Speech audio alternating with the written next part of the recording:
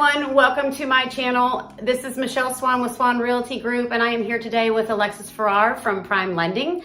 And we're going to be doing a part one series today of what it takes to be a homeowner and get into the loan process. So I'm going to be interviewing Alexis a few questions, and she's going to be answering kind of what the process looks like for you guys. Alexis, take it away.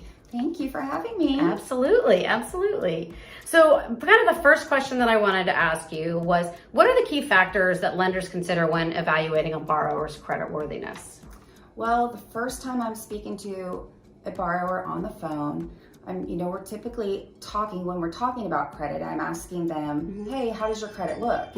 And a lot of people these days can now get their credit online. Usually your bank will send you your top credit score. Some people use Credit Karma. It kind of can give us a little idea. It tends to be higher than what we Right. And I've seen that before because it gives people the false hope that they think that they have some great credit score, but then when in actuality, when you guys pull it, it seems to be a little bit lower. It's a different model, and that is something that is important because most people have Credit Karma.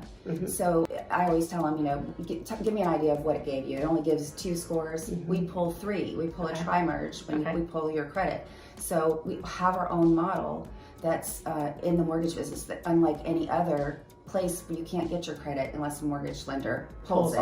All three. And it's a tri-merge. Okay, so what are those credit? So it's Equifax, Experian, and TransUnion. Okay. And then we use the middle score is the qualifying score. Okay. For all lenders, for all of us across the board, we're using the middle score as the qualifying score. So if there are 2 people on a loan, we have to use the middle score of the lower borrower.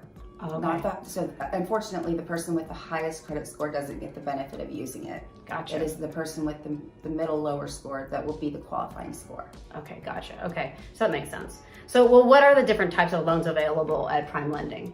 Well, Prime Lending is mortgage centric, so all we do is mortgages. We focus on mortgages only. We've been here Dallas based for 40 plus years. And we offer all the standard conventional financing, which goes up to guidelines with Fannie Mae and Freddie Mac. Okay. And then we do FHA and VA, which are government-backed loans. And then we do specialty loans. We specialize in jumbo. We do renovation loans where you can use that loan to remodel your home. Say you're purchasing a home and you don't like the kitchen. You can, or the bathrooms, or you want to add another room. You can do that in a renovation loan, and the money is really rolled into the loan. Oh, wow, okay. So there's a way, maybe we could talk about that in another part. We can talk about the renovation loans in another part on how they work. And then construction loans, we even do commercial loans. Okay. And we do bridge loans. And bridge loans will help somebody that's having a problem selling and they want to buy, and they cannot get this house sold. So that it will bridge the down payment and the cost, and when that house sells, so they can go ahead and buy this other house without selling the other one. And then when it sells, it pays off the bridge loan. Okay, good. Wow. So that's a lot of products. Yes, we have a lot of. So that's good. Okay. We also have a very great condo department. Okay. And that's another aspect of lending that is important. If there's some lenders that just don't do condo, and some that do it really well, and we're one that does condo very well. Okay. Well, are there any other fees that come into play when it comes to a loan that you're providing for that borrower? Yes. So every lender has their own processing, underwriting, application, whatever we call them, different things, but every lender has their own origination fees. Okay. And then on top of that, if a borrower decides to buy discount points to buy down their interest rate, say 1 point, it's a $300,000 loan, 1 point is 1% of that loan amount. So that's $3,000, and they use that to buy their interest rate down. Okay. I go into that more when we're on the phone. Okay. Also, the fees come from the title company. I kind of put it in buckets. Bucket A is lender fees. Okay. And then bucket B is title fees. All right. And so we really don't know until we have a contract on a house. We won't know who the title company is, because typically the seller chooses that. So we will estimate those fees. I do it conservatively. I always know my numbers are going to go down. So we have bucket B, which is your title fees, and then bucket C is going to be your escrow fees, and that is where we set up taxes and insurance to be put in an escrow account to be paid out once a year. Okay, so what if I don't know what the taxes are on the house? We look it up on the Collin, so say it's Collin County. Okay. We're gonna look it up on the appraisal district for whatever county the home's in. Okay. And then we're also going to get a tax cert in from the title company. But if we're just starting out, like you and I are, I'm looking it up on CAD. Okay, and just trying to get a general basis of what that tax is in that area that they're looking. Yes, okay. And a lot of times you can find the exact amount that the homeowner is paying now. Okay. And so when you're estimating for that borrower, when they're looking for how much is this going to cost me per month, what are you estimating in that payment? You know, you're estimating insurance, I assume, you're estimating taxes, and then also the mortgage. Can you talk a little bit about that? Yes, so I'm estimating, I break it down for the client. So I'm estimating the mortgage payment, just the principal and interest payment that you're paying on the rate you have. That's your note rate. That's what your note rate's based off of. And so you get the payment, principal and interest, and then if you have mortgage insurance is on every loan if you put less than 20% down. Okay. And that's standard in mortgage lending. Gotcha. So there's mortgage insurance, if there's mortgage insurance, in the payment, and there's taxes, property taxes will be, monthly in the payment, and broken down monthly will also be the homeowner's insurance. And they shop that. We'll guide them on getting that policy, and we have referral partners. Okay, gotcha. Okay, but that's good information. Okay, and so I guess one other question too that I wanted to ask is how important are credit scores when you're applying for a loan? Extremely important. However, I was talking about loan products earlier. So conventional financing is a credit score driven product. Okay. So you at least need a 620 for most lenders. You're going to need that at least 620. To do a conforming conventional loan. Then you get into FHA and VA, and they are not as much credit score driven loan products. Okay. So you can actually go down, most of us lenders will go down to a 580, but I always try to get people up to that 620 because there's a lot of restrictions. Okay. If you're lower than 620, there's a lot of hoops to jump.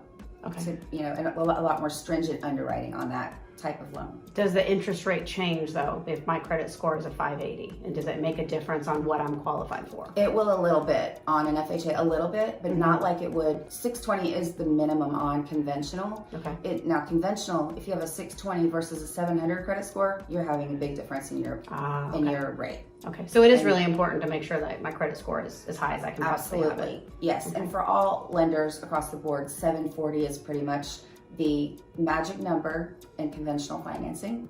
At least have 740 plus, and you'll be in the top tier of rate pricing. Okay, good. Getting the best rates. What if I don't have a great credit score? Do you help me? Do you guide me if I'm calling and I'm a brand new homeowner? What do you do to help me to make sure that I can get to that point? Absolutely. Definitely have partners that I enlist to help people with credit. Okay. But we also have a really cool simulator tool that we often can use to tell them what we need to do to bump that score up. Let's say we have a 620 and we want to bump it up to a 660, but we want to see what can we do to even get a 700. We can ask this simulator those questions, and then it involves paying down some credit cards. Okay. And it tells us exactly what to do, or take somebody off or put somebody on as an authorized user, things like that, so that we can get that credit score bumped and we can get it rescored within 7 days. Nice. So I can really know my credit score changes in 7 days from 620 to potentially 640, something like that, if I was to do that. Yep. Or if you're at a 700 and we want to get to or 720, I'd say we want to bump to that 740, that highest number, to get that bump in, the lower interest rate, better payment. Okay. Gotcha. So yes. So when we rescore it, you're not waiting 30 days. You normally wait 30 days for these payments to hit. So we're controlling the cycle with the bureaus, right, of not having to wait 30 days for everybody to report those payments. Right, to exactly. the bureaus. Okay. And so that's what, a lot of times if a buyer is coming to me and they are at the beginning of this process and they really ask me what do I need to do from the beginning, right? And when I am directing them to a lender and you first had that conversation, what is the beginning conversation that you have with that person? The beginning conversation is start out asking them where they are in the process. I want to hear from them where they are feeling at what point and what they understand, so that I can then go from there. Hey, Michelle's letting me know that you're looking to buy a home. Are you a first-time buyer? We have conversation at a little later point, somewhere in the conversation, you know, how's your credit look? But we're really first talking about what areas are you interested in. You might have already talked to them about that, but that gives me an idea of what property taxes range I'm looking in. Okay. So these are notes I'm jotting down. I'm asking what's their time frame. You might have already given me a time frame, but I want that jotted down as well. And I also, as your partner, asking some of the same questions that you're asking, of course, but digging a little deeper because I'm doing the finance piece. And then I'll ask them, you know, if they're coming from out of state, it's important. You need a job that you can work, even if it's remote, but that you have here in Texas. We'll go through some of that, and we'll go through what they're interested in buying. Okay. And then I'll start asking about down payment. You know, how much money can you put down or want to put down, and then if, you know, they already have it set back, we start talking about where that money is. Okay. It's important to know that it's in a bank account. It's not mattress money. Okay, all right, okay. Really, literally cash, mattress money, or in a safe. There are people that actually do that. So if I have $100,000 in cash to buy I could not do that, is what you're saying. You would need it seasoned. The money would be, I have a client right now going through that. Okay. We have a big chunk of money, but it's cash. And so I said, you need to put it in the bank. And let's just, to make it easy, if they dropped it in August, in the beginning of the month, you put that money in the bank. August bank statement would drop off. Every lender, we all need 2 months, most recent bank statements. 2 months. Okay. So seasoned money means there's 90 days it's been seasoned, it's your money, because we can't source cash. We can't source where cash came from. So that person, if they dropped money in right now in August, they could buy in November. Okay. They could close it on a house in November, because we would have a September and October bank statement, and we wouldn't have to ask about the deposit in August. It's already sourced money. Now it's seasoned money. Gotcha. So what does the application process look like? And so after you've had this conversation with me and you've kind of discussed it, if I'm trying to move forward, what is my next step that you tell me I need to do? Next step is, I love our digital process. I will have them, I'll get their email or ask them if they'd rather me text the link. Sometimes you'll send my link to them if they're technologically savvy. Okay. All right. You can send them my contact card, and it has the link in there. But typically I'll email my link to the client, tell them to click on the apply now link, go to the application. It's very user friendly. Takes them about 10 or 15 minutes. We get it in real time, we get notified. And so one of the 3 people on my team, we pick up that file and then let them know, hey, we're gonna be back with you. Typically, my assistant will pick up the phone, do a screening of just going over the application. She's just verifying details. And then I am the main point of contact. And so then I have all the details I need, and I'll call the client back within 24 hours. Usually it's the same day if we need it. And you know, sometimes we need things quickly. Right. So depending on how fast we need it, but 24 hours is pretty standard. And then I'll get back with the client and we'll go over the numbers. We'll go over payment. We'll go over closing cost. We will go over all the estimates so that they're comfortable to then move forward with you, for me to bring you back a pre-qualification letter and get started on their search. So how quickly do I get that pre-qualification letter if somebody fills out an application? You'll usually have it within that 24-hour period. Okay, great. Sometimes it might be 48, you know, and especially somebody's self-employed. That's usually going to it can take a few days, because we're gathering tax returns, and we're doing a much larger income calculation, a more detailed income calculation. And that's very important, because there are a lot of self-employed people. We work with many. Is there any restriction when it comes to self-employed and changing jobs and things like that, that some people are hesitant about getting a loan because they just got a job, or what are the restrictions when it comes to that? The only restriction that comes to mind for me is going from a W-2 job into a self-employed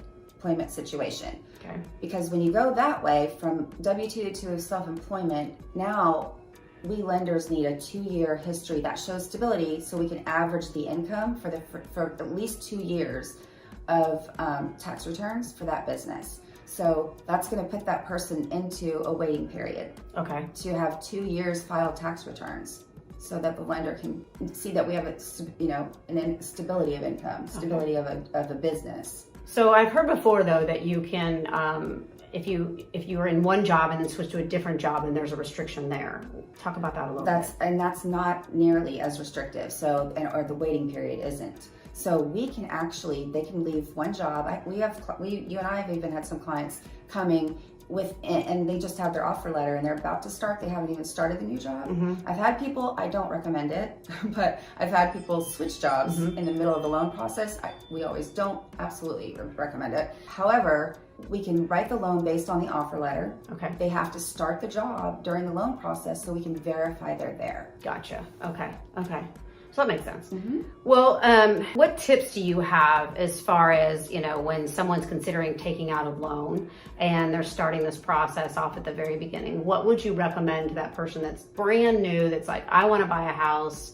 What's the first thing that you would talk to them and tell them about? Some people, we end up working with them for a year because we're preparing. Exactly. Some people just need to be pre-qualified and they're maybe not ready yet. And so that is also the other part of my job, is to make sure that we are prepared. That's why I'm going over those numbers. Are you ready? Are you, telling them this is what the payment looks like before they get out there with you, right? And look at something and then they realize, oh, I have payment shock. That's why I go over all these numbers. Do we have enough money? And if then they can make a decision, am I prepared? Or do I need a little bit more time? Or can I get gifted funds from family and buy now? Right, which is so important. Well, so I guess a big question too is, if I am going to get pre-qualified, but I'm not looking for another year, how long do those qualifications last? The qualifications last, we keep the application open. When people, say they want to come back next year, I say, oh, great. You don't have to reapply. I'll keep your application open. Or we will, if we have to shut it out for some reason, if we have maybe started a process and maybe they terminated because they didn't want to buy that house, but they're continuing to look and maybe they want to stop until next year, we'll come back and we'll just do the re-app internally. We don't make them reapply. We just update everything. But so each pre-qualification, and then as you know, I get all of your clients pre-approved, which means we go through a full underwrite, which strengthens them in the market because the pre-qualification is very different than a pre-approval. Right. So that will last for 4 months. They're both good for 4 months. So because briefly talk, exactly. In 4 months. Right, credit changes, right. So briefly talk about the pre-qualification versus the pre-approval. I think that's really important for somebody who has no idea about the loan process in general. Absolutely, and every client we have this conversation, and with you and I, how long we've worked together, we know that that's what we're doing. You probably even mention it. We're going to get through a full approval because we have a competitive market. We still have multiple offers going on. For sure. And so that pre-qualification letter is just the letter that really we give when somebody has just typed in your information into the system and they haven't provided us their documents. Okay. And we're basically saying, here's your pre-qualification letter, but it's dependent on, and it says it on the letter, everything matching up, your income that you entered, your assets that you entered, and we're pulling credit, all of these things we have already. It's basically a credit approval. Okay. And that you can shop on, you can go under contract on, but I'm always in the background going to start the next step. I'm going to have to collect their documents, and then we're going to take them through a full underwrite without even a property. And a lot of lenders don't do that, but we offer a full underwrite without property so that it sets them up to win when we get into, and so I trade out that letter. In about 10 days, I'll have a pre-approval underwritten, and I give that to you to use if you're still on the search. And now, how many times have we won when we have a full pre-approval? And their competitors that are competing for that home only have a pre-qualification letter. It's huge for the seller's side to see that they're very serious, and we've already underwritten their loan because we've reviewed and verified all of their documents. Right, 100%. Well, is there anything else specifically that you want to cover as far as that first talk and what I'm really looking towards if I'm having a conversation with you at the very beginning, that you want to tell that borrower or that person looking to purchase at the very beginning, that what should I know before I talk to you? They need to just, when you're talking to them at first, you're getting the idea that, okay, what's your time frame? When they're coming to me, I'm really starting out having them talk more than I'm talking, because I want to find out where they are in that process and what they know. Because, I always tell people, it's kind of funny, but don't Google things about the real estate even, right. or mortgage. Come to us experts, because even I can Google something and it's funny, it's not true. Right. About credit or about a mortgage program, you can't always trust. You just talk to your lender, talk to an expert.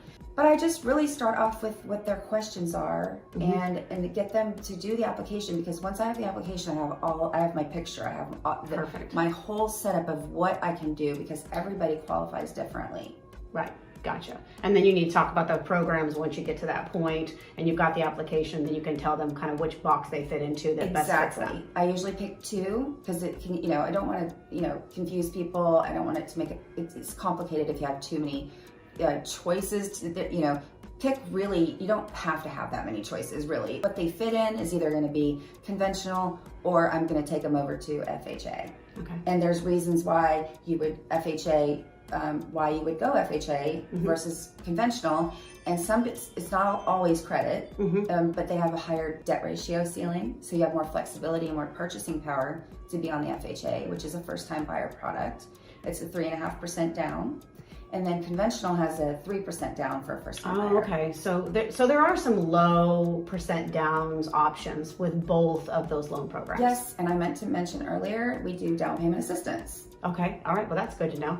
So in down payment assistance, meaning that if I don't really have a lot of money to put down, but I'm really trying to buy a house, what does that look like for me? Like what are you going to tell me as far as the down payment assistance? How does that work? Okay. So there's quite a few of these programs. I actually just prefer one that is, I believe, for Texas. So you can either get 2, 3, 4, and up to 5% down payment assistance. So that means the down payment is 100% covered. So they're going to need to come in with their closing costs. Okay. But a portion of that down payment assistance, because typically if I'm using it on an FHA, that's a 3.5% down. And say they're going to get 4% of down payment assistance. 3.5% is going to go to their down payment, and the other 0.5% is going to go towards their costs. And they can do that. Help. Yes. And they can use that towards their closing costs. Yes. Okay, so that's good. Yes. So they still have that help on the closing cost side as well as the down payments being covered. Absolutely, and as you know, if sellers are willing in this market, sometimes we land on sellers that are willing to give concessions and help pay for closing costs. So on those down payment assistance programs, sometimes I have clients coming in with only $1,000 or $2,000 at closing. Well, is there a maximum that I'm allowed to make though when I'm looking for down payment assistance? Absolutely, that is an income restrictive product. Okay. Okay. So for Dallas, I believe right now it's $110,000 combined income. Okay, so spouses that's the combined for the entire household. Yes. Gotcha. Okay, so that's important to know, because a lot of people, may make 130 and they're not able to qualify for this product. Correct. And that would be a big disappointment. So yes. Okay. Well, is there anything else that you would like to cover as far as just the brand new buyer? Yeah, I think that I'm very thorough through the process, through the talk. Take a lot of good notes. We're very thorough when we verify the application, when Lauren, who works on my team, verifies the application. And the process really flows nicely when they really have an understanding of, and I'll break it down. What is a conventional loan? Why is that better? Or why is the FHA better in your scenario? Okay. VA is VA. We all know that's military or our veterans. All right. They always have excellent rates. I mean, VA really has the best rates of all loan programs. And only a veteran can use a VA loan, correct? Okay. Correct. Okay.